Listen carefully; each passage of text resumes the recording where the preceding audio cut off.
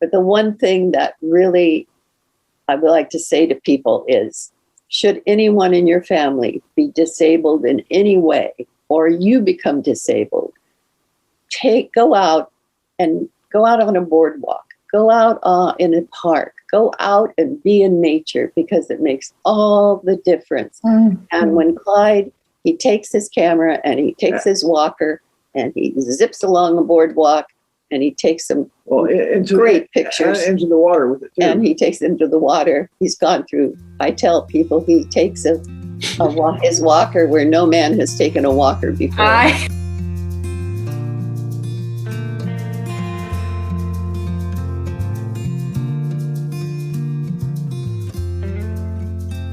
Welcome to Zestful Aging, where I speak with changemakers from all over the world who are contributing to the common good. Contributing to the common good in even the smallest of ways is proven to help us age with vitality and deep contentment. I'm your host, Nicole Christina, psychotherapist and fellow Zestful Ager. My goal is to share optimism about aging and introduce you to guests who will inspire you to live with zest. And to find out more about the podcast, which just won an Anthem Award, hop on over to zestfulaging.com. And while you're there, sign up for my weekly email newsletter, The Insider, where you will get behind-the-scenes looks at our guests and other fun tidbits. And if you love the podcast, I'd be grateful if you shared it with your friends. Our music is courtesy of Judy Banker, a previous guest. Find out more at judybanker.com, and our technical director is Stephen Litweiler. What do you get when you mix two celebrated photographer artists who each love the environment and the beauty of the Everglades, who lived on a sailboat that Clyde made, mourned the death of their teenage son, and faced the challenges and joys of aging together? Well, today we're going to speak with Clyde Butcher and his wife, Nikki, both committed to saving the Everglades by demonstrating its beauty and uniqueness through their celebrated art. I had the opportunity to visit their beautiful Everglades gallery several weeks ago, and not many art galleries have gator warnings right next to the parking lot. I am so honored to have the opportunity to speak with both Clyde and Nikki Butcher today. I can tell you that I was 18 when he asked me to marry him. And I told him I was too young to get married. I wanted to have a life of adventure. I didn't want to settle down to a 9-to-5 job. And I just wanted adventure in my life. Mm-hmm. And he said, don't worry about it. And our life has been one adventure after another. And some of those adventures have been fun and some have been difficult, but it has been one adventure after another. So when she complains, I said, remember back then, about many years ago? Yeah, you asked for it. Yeah, right. That's you. Oh. Yeah. So you were always an adventurous soul, Nikki, as an art. I know you have been an artist since a kid, really. Well, I didn't really know what that meant, being adventurous. I was raised in a very conservative family, and I'm from Palo Alto, California, and they were liberal, but they were conservative in raising their children. Well, he's an accountant. Yeah, tax accountant. Oh, well, there you go. Yeah, right. That's the least adventurous thing you can do. Yes, and so I didn't really know what that meant. So it was a difficult, which it is for most people, the first few years are a matter of learning to adjust to the person you've married. And which is why I think people who live together before they get married have a better idea of what they're getting into when they get married. And that was the first few years were a big adjustment. But love is something that's very hard to define. The answer to your question will always be a mystery. Well, when I was talking to President Carter, And I asked him, well, how long have you guys been married? How old was Rosalind? How old were you? He said, Rosalind was 18. I was 21. Mm-hmm. So, that maybe that period of time that was normal. And sometimes I think you need to have to kind of develop together, because when people have been doing their own thing on their own for so many years, and when they try to get a couple together, they're kind of in their ruts. Mm-hmm. And we developed our own rut. I think A mutual rut. Right. Yes. I think today, when the wife goes off to work, the husband goes off to work, the wife comes home, she's got to cook dinner, get the kids to bed, do all that. And her husband isn't, well, at least in our generation, wasn't particularly participant in that. Their lives start going on different ruts. They actually do. And you don't even really know your husband or your wife until you retire. And by that time, you have both grown into two different worlds. Yes. And it's very hard to come back together and walk the same path. And although I'm sure the majority of people try, but it would be very hard, because the wife could have, even a wife who's a homemaker, her husband was out doing adventurous things in a business, traveling to conferences and that sort of thing. Yeah. And she was stuck talking to the same people all the time. She never got outside of her own little thing. So then all of a sudden he wants to go do all this stuff, and it's not her. So, and it's not him. And I think when you live two different lives, I think previously, before this, a husband and a wife would be running their own farm. So they would be working together 24/7 to make it work. So as they aged, they would stay together because they had bonded over work. And basically that's what we've done. We've been self-employed, and we bonded over the ups and downs of having our own businesses. I think it's the other piece, of course, is that, and this is, my husband is a retired wildlife biologist. So when we were recently down there, our heads we're Northeasterners and upstate New Yorkers, but like we're so into the wildlife and that's just a deep connection and value we have. We love birds of prey, we love gardening, all that stuff. Don't you think I know for the two of you, you're so deeply invested in the life of the Everglades. Is that also part of the glue that keeps you together? Yeah, I think that we both have a love of the environment and like to see it stick around for a while. And we're both really concerned about the way the world's going. It's not just, the Everglades National Park or this or that. It's people keep forgetting the world's round, everything around the world is affecting everything. I think we both have that concept that we have to somehow work together. Well, we also came from California. California has been one of the most, at that time in 1980, during the era when we grew up in the 1960s and all, California established several environmental laws that were brand new to our country. And we had environmental groups all over California, and all kinds of different kinds of them, national groups and local groups. Came to Florida, and the only national group I could find in Florida was Audubon. That was it. I could find no other environmental group. And there might have been little ones here and there, but it was a big shock because I was raised in a society that valued its environment and made laws to establish that, and came to Florida, and I couldn't believe, even today, the fact that you can tear down an entire forest and put houses up without leaving one tree is, to me, totally insanity. Well, but that comes from my California heritage. So. I think a lot of things have happened in Florida, and there've been ups and downs. I think in the late 89, 91, we had different governors, different governors where they were more environmental. In fact, at that period of time, we spent more money on the environment than California did. Wow. Yeah, and we're not saying Democrat or Republican. Yeah. Both Democrats and Republicans were environmentalists. And I don't know what has happened since then that we've gone off the road on that.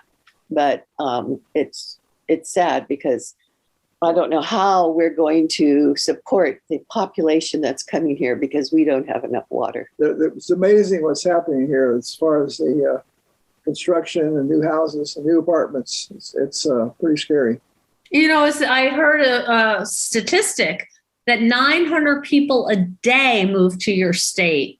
And when I got off onto the thruway off of in the airport, I could not believe the traffic and the construction. It was just like, you have to see it to believe it. Yeah. Well, Sarasota County, it's not that big a county. I think last year we added 60,000 people. And why, it's not like we've just discovered Florida is a nice place to live. How do we understand this massive population influx? It's the baby boomers. Well, also it's taxes. It's the cheapest, one of the cheaper states to live in. There's no state income tax. You don't have to worry about freezing.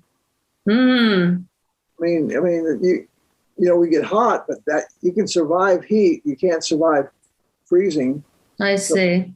So you don't have to worry about electrical bills. That is true, except for your AC, which we don't need in upstate New York. Right. Well, you really don't need it here either. It's just convenient. Well, during the summer. If you have a house built right, you have good circulation. Mm. You're not moving too much. You can. Now, it depends. Different parts of the state are different. Like, for instance, Orlando is probably 8 to 10 degrees warmer than it is here. I see. Really? You're down in Venice? Yeah. But they don't have the ocean breeze or the Gulf breeze from the Gulf. The breeze helps drop our temperature. And then you get down to Big Cypress where our gallery is. Mm-hmm. It's actually the coolest place in Florida. I did not know that. Is that because of all of the growth and all the water and all the trees? I see. Let me define the coolest place in Florida. That's in the summer. Yeah. Not in the winter. I see. I see. Okay. It's the warmest place in the winter and the coolest place in the summer. I see. So one of the things that I always wonder about for people who have a deep passion and investment is in the environment is how do you as a couple deal emotionally with the environmental challenges? Are there days that you just have to kind of think about something else or distract yourself because so intimately what is happening with climate change and the water? I mean, how do you get out of bed sometimes knowing the realities of our world? Well, I guess you do it by going out to the park, like going out in the environment and enjoying it while it's lasted. I'm sorry to remember. Go ahead. Oh, okay. The best thing anybody can do, because it's very frustrating to anybody who cares about the earth and their children's children's children, is to do what you can do to make a difference. And we have an electric car, we have solar, we have battery backup. Our solar charges our car. At the end of the year, we get $100 back from FP&L. So our car is costing us nothing than what it cost us to buy it. And our solar air conditioning's free. Yeah, it's all free. And then if there's a hurricane or anything, we still have a refrigerator, we still have television, we still have our computers. So there's, that is a real plus. It was an investment, yes, but it has made a difference. And the overall picture. If everybody would try to do something that makes a basic difference, then there would be change. And so the only thing we can do is what we can do. And so that's one of the big things we've done. You focus on your own actions. Well, we also live in a 900 square foot house. So our house is very small. There's only 2 of us. We certainly don't need a large house. And so that also means we don't use as much energy. Yeah. Well, I almost guarantee you that there's hardly any environmentalists that know what that means. That say more, Chuck. I'm not sure I understand that. Know what means. What being an environmentalist is. Oh. Well, what we have met, we always meet many, many, many people who are really care. They really say they care. But when we ask them what they're doing, they say, "Oh, we recycle." Well, excuse me. That's nothing. That's in fact, recycling is probably the worst things we ever came up with. It should have been reused. And so we should be reusing. It takes energy to recycle. Yeah. Correct. Well, and it also, no matter what you recycle, you're going to have trash. And so if we reuse it, at least it's, we have people that come into the gallery and buy pictures that are probably multimillionaires, and they're really environmentalists. And I say, well, how much voltage do you have on solar on your house? Oh, we don't have any solar. I say, why? Well, because it costs too much. And then the wife says, oh, I don't like the way it looks in the roof. So, and they're driving a Yukon. Correct. So how do you not give them a smart answer back? How do you control yourself? I don't control myself. You don't? No. I really put it to them. Really? Oh yeah. Well, he's nice about it. He tells them the truth with a nice tone. He doesn't get snotty or anything. I suggest if you don't like it on your house, you could set it up in your backyard. There's all kinds of ways you can put solar, and you can also, purchasing an electric car is not that difficult. So it's just amazing. We've got it goes one thing after another, like this ethanol. You know what ethanol is? Yes, I do.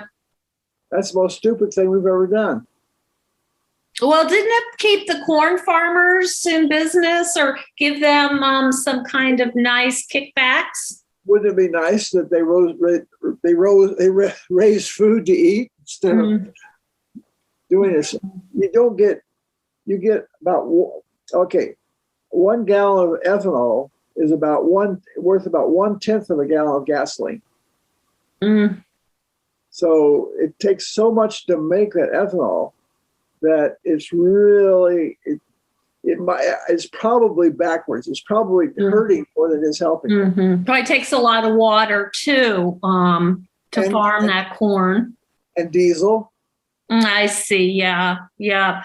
Are there any particular, some people are really worried about the birds, the panthers, the water table.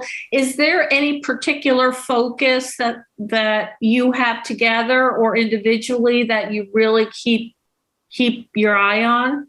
Well, a lot of people, like they want to save the panther, they want to save the birds. And they ask me, well, what do you want? What is your take on saving the birds and the panthers? And I said, I don't even care about saving them. And they get all confused. I said, I want to save where they live and where they eat. They don't have to worry about it. They know how to save themselves if you save the environment they live in. I see. So the much more macro about habitat versus collaring or bringing the cougars in and all of this. Right. So, but because we are Floridians, we are more concerned about certain things in Florida than we are nationwide. But one thing that nationwide is going to be a huge issue is water. Mm-hmm. And in Florida, our water is getting dirtier and dirtier and dirtier. And as it is in most of the United States. And we have got to have some national laws that curtail what we pour out into our water and what people can get away with putting into water. Because when we have red tide here, it is dangerous, absolutely dangerous. And the thing that I don't understand is the state of Florida's one of the biggest incomes the state of Florida has, because we do not have state tax, is tourism.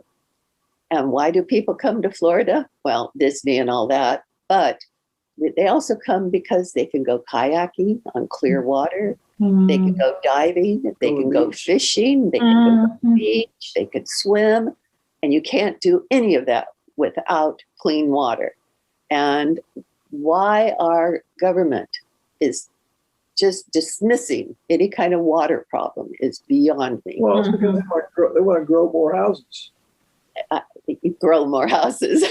I'm going to get a house seat and put it in the dirt. Yeah, it's just so. It's the short-sightedness that you're referring. Yeah, but we have that problem, and it may show up very strongly here before it does anywhere else, because we're getting so overpopulated.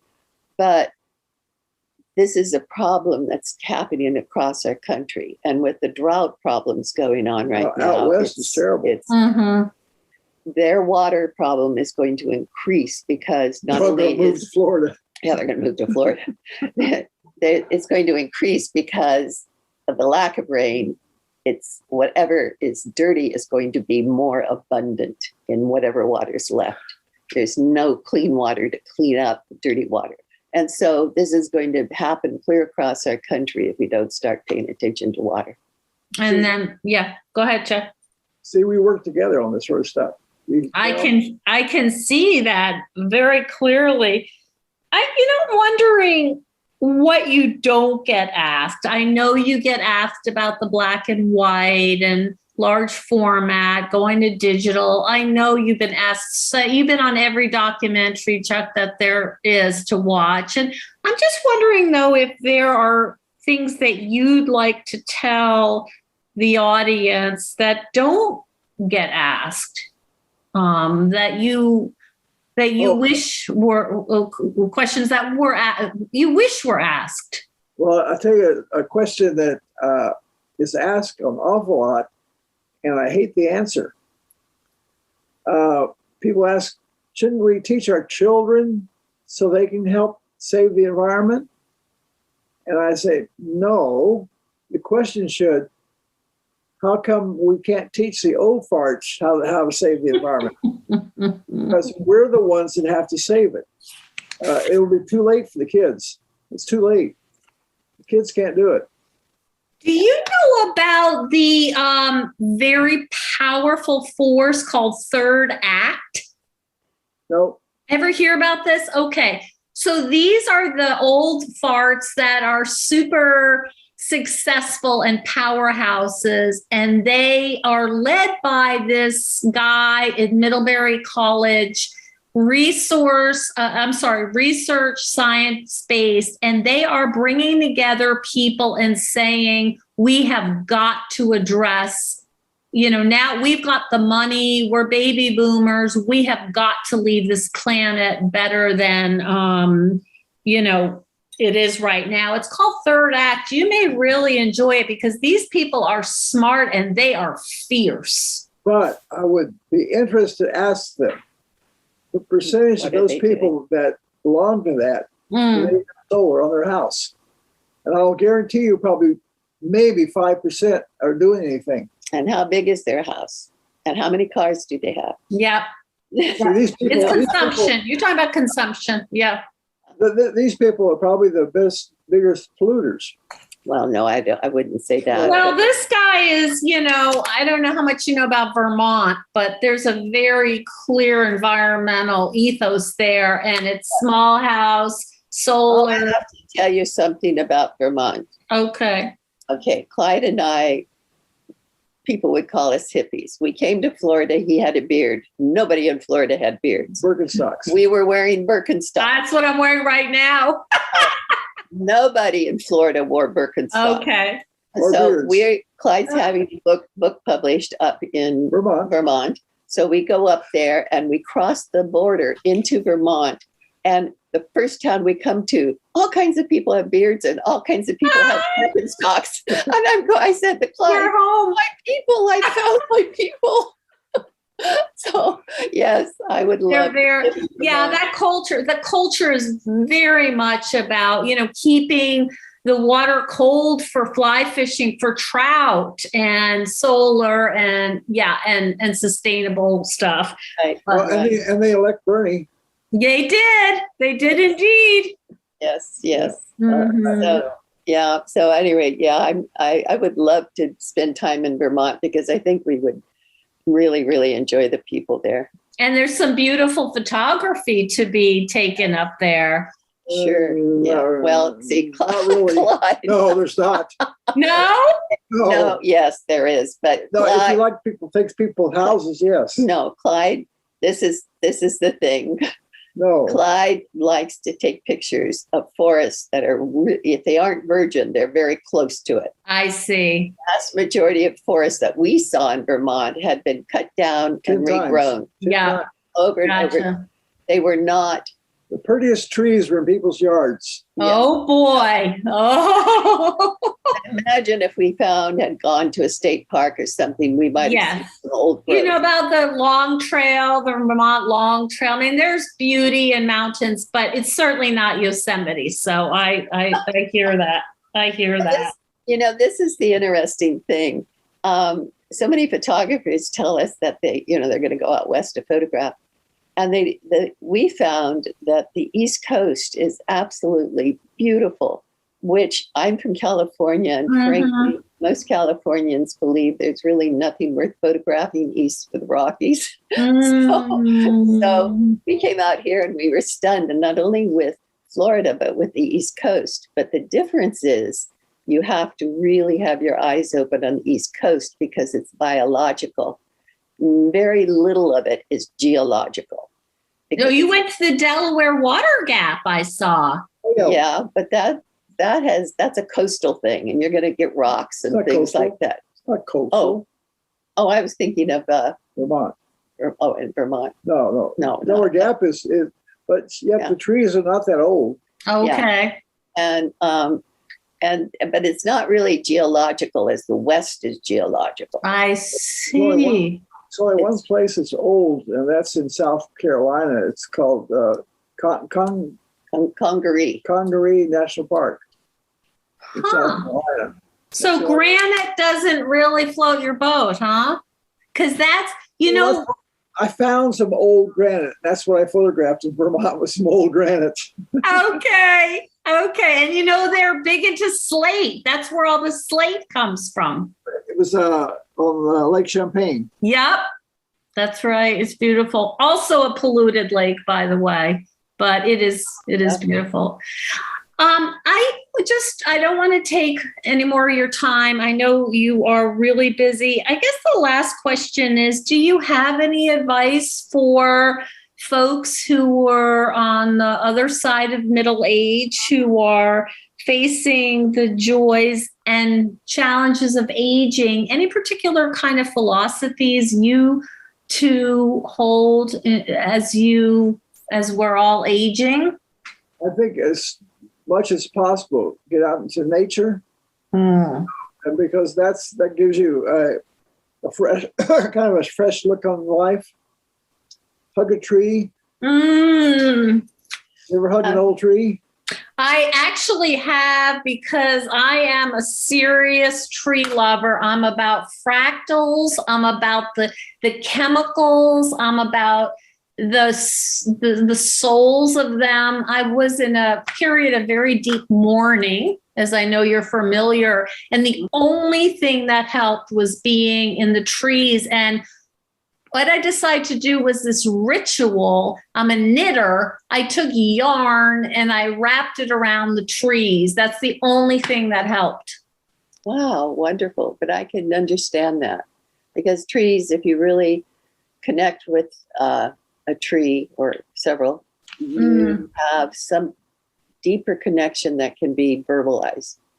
And when you find that kind of connection, you know that there is something greater. When that helps. When I was photographing this one photograph in the redwood forest, Nikki had to hold this fairly good sized limb out of the way for my picture for an hour and a half. Oh. And so I'd hug a tree before, but I'd never held a tree. And I would tell you, after that time, it was like I was part of that tree. It was like I knew exactly where all the roots went. I knew everything. It was the most incredible experience I've ever had. And it stayed with me for my life. And so, and what that really says to me is that the earth is more alive than we understand. Mm-hmm. It's more connected with itself. It's more connected with other trees. Mm-hmm. It's upset with us too. Yeah. And it's just something that we do not seem to comprehend as human beings, that we are part of the earth, just as a tree is. And just as we protect our family, we should help a tree protect its family. And so I don't know how to put that into words, but we are all one. I think you did a pretty good job. So you're talking about the awe, is to really feel the deep awe and the mystery. Is that right? Am I getting close? Yeah. It's mysterious. You do get it. When we were out back behind the gallery doing a swamp walk with the superintendent of the park, and we came to this pretty old cypress, and I said, "Okay, we're going to hug this tree together." I got the superintendent, and he and I hugged this tree, and I think it helped him. Yeah, they have a hard time finding time to get out because they're running. It's one of the main pictures. I gave him a picture of Nikki took a picture, and that's one of the main pictures in his house, in his gallery, his house. Oh wow! Before we close, I would like to say something about growing older. Clyde had a stroke in 2017, and this has been another stage in our relationship. And the wonderful thing about Clyde is his stroke was on his right side. And what this meant was he could not photograph large format photography using 8x10 or 11. Well, there was all kinds of reasons. Yeah. And so it was the weight, for one thing, is carrying that around. And the coordination that it takes. So he took up digital. He did not stop photographing. But the one thing that really I would like to say to people is, should anyone in your family be disabled in any way, or you become disabled, go out on a boardwalk, go out in a park, go out and be in nature, because it makes all the difference. Mm-hmm. And when Clyde, he takes his camera and he takes his walker and he zips along the boardwalk and he takes some great pictures. Into the water with it too. And he takes them to the water. He's gone through, I tell people, he takes his walker where no man has taken a walker before. I am sure. So he still takes these dynamic pictures. He hasn't let the fact that he has a problem stop him from taking pictures, but he hasn't let it stop him from getting out in nature either. And we both come back so refreshed, because some days are harder than others. But when we go out there and we're in nature, it makes us more positive people. And so please, anybody who's handicapped out there, please go out in nature with your spouse or your child or whatever. And don't be embarrassed about it. Sometimes I used to get kind of embarrassed. Then I said, no, that's okay. That's what I have to do to enjoy it. So that's what it is. Yeah. And you're being a role model for others. And I love the resiliency here of saying, okay, I know large format. I love large format, but I can no longer do it. So your choice is I either stop or I do something else. Right. Well, one of the things that's kept Nikki and I together a lot too, because when we were shooting large format, we would both have to carry a backpack. And I would carry the camera and some lenses, and Nikki would carry the film. So she would get things out of my backpack to help me set, and I'd set the camera up. Then when I get ready, I'd go to her backpack and get the film out. So we were working, it took two of us to do it. So that was one thing that always kept us out there working together. You needed each other. Yeah. Yep. Well, I think more than one way. Yeah. I think people do need each other. Absolutely. Yeah. And through the joys and the sorrows. Yeah. Yeah. For sure. It has been such an honor, and I wish you could see me because I'm sort of beaming. But we go out to 101 countries, and I am so excited to share this with my listeners. I will send you a link when it goes live, or I'll send it to Teresa. And I just wish you all the best. I'm actually going to play in the National Senior Games in a few weeks in Fort Lauderdale. What do you do? I'm a tennis player. Oh, congratulations. And then I'm going with Donna Khalil, and I'm riding shotgun. She is, as you might know, one of the python hunters, and she is in her 60s. Wow. And I am just riding shotgun. I am not going to be playing with the pythons, but I thought to myself, you talked about courage, Nikki, and I thought, I'm a 60-year-old woman. When am I going to have a chance ever to do that? I'm not excited. And my friends think I've completely turned the corner and they think I'm nuts. But I think to myself that I'll never have the chance to do that again. Well, see, this is the funny thing about it is Pythons don't have anything to do with you. Yeah, good. I have, I said to Clyde when I was around 50, I said, I bet you that when people get old, they try to top everybody. Who else do you know who's going to be able to say, I went out and chased python. So you topped the person. What is the next person going to say? Well, I went out and chased elephants or something. So it is, to me, I find it hysterical because what we as Americans are so fortunate to have been raised and lived in such a prosperous, healthy country. Mm-hmm. And we have done things that most people never get a chance to do, and it's part of our daily life. Like going to the grocery store. Yeah. So we look for something that's more challenging, more interesting, more exciting, so we can share it with our friends and it becomes something unique. And because what we think is unique is unusual for other countries. And so, when you said that, I was all I could do to keep from laughing because who else will you know that can do that? Yeah. It's going to be so great. It's really neat to see people, when we take people out for a swamp walk, they're just glowing after they get through. Yeah. President Carter and his wife, they just had a ball out there in the swamp with us.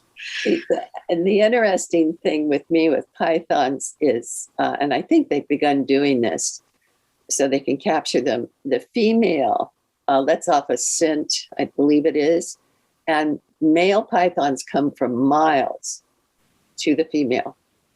If they would just set up. They're doing that, huh? I know, they've just begun doing it. They set up and then pythons come and they capture the males. So to me, that's the kindest way. Pythons aren't easy to find. No, they aren't. They're very hard. Well, apparently it's going to be in the middle of the night and it's going to be chilly. And, she uses, of course, the lights to. Okay. Do you have my, okay. Yeah, you have my email. So tell me when you get through, drop me an email and say, I saw a python or never got to see one. Okay. Because a lot of python hunters, they know where they are and they take tours out there. Well, believe. I'm gonna take off because I gotta go get a lens. I have to go get a new lens. I have another project I'm working on. Okay. Thank you so much. It was such a pleasure. Thank you, Nikki. Okay. Bye-bye. Thank you so much for joining us on Zestful Aging. If you like the podcast, please share it with some of your friends.